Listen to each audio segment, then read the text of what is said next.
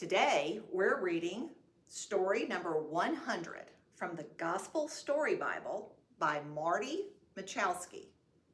Today's story is Jesus Walks on Water. It's on page 201 of the Gospel Story Bible, and the story comes from Matthew chapter 14. The book of Matthew is found in the New Testament, and it's the 40th book of the Bible and the first book of the New Testament. So here's the picture from today's story. Okay, our story today is Jesus Walks on Water. It had been an amazing day. Jesus had fed 5,000 people with one little boy's lunch. Some people were so excited that they were ready to make Jesus their king.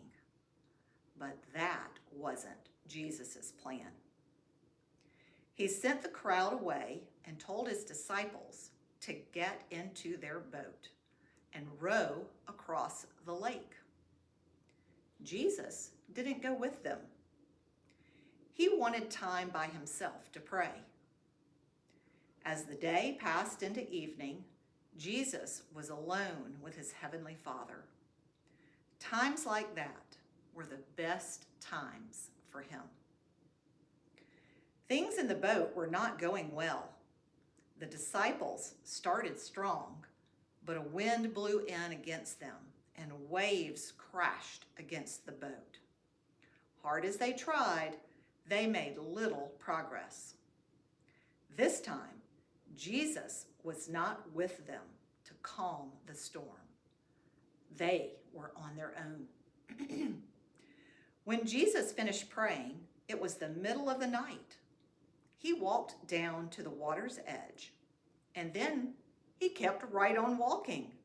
He walked on top of the water. And even though it was dark, he headed towards the disciples' boat. After a while, Jesus came close to their little boat as the disciples fought against the waves. Do you think the disciples were glad to see Jesus as he walked across the water? Now they wouldn't be alone in the boat. Now Jesus was there to help them. But that isn't what happened. When the disciples saw Jesus walking on the water, they got really scared. They told each other, "It's a ghost," and they began to cry out in fear. Jesus said, "Don't be afraid. It's me." Peter burst out, "Lord, if it is you, tell me to come to you on the water." Jesus said, "Come." So Peter stepped out of the boat onto the waves. Just like Jesus, his feet stayed on top of the waves, and he didn't sink. But then Peter started looking around at the wind and the waves. What was he doing out there? He became afraid again, and right away he started sinking. "Lord, save me," he cried. Jesus grabbed Peter's hand and said, "You have so little faith. Why did you doubt?" Jesus took Peter back to the boat, and as soon as they got in, the wind stopped and the water became calm. The disciples in the boat worshiped Jesus and said, "Truly, you are the Son of God."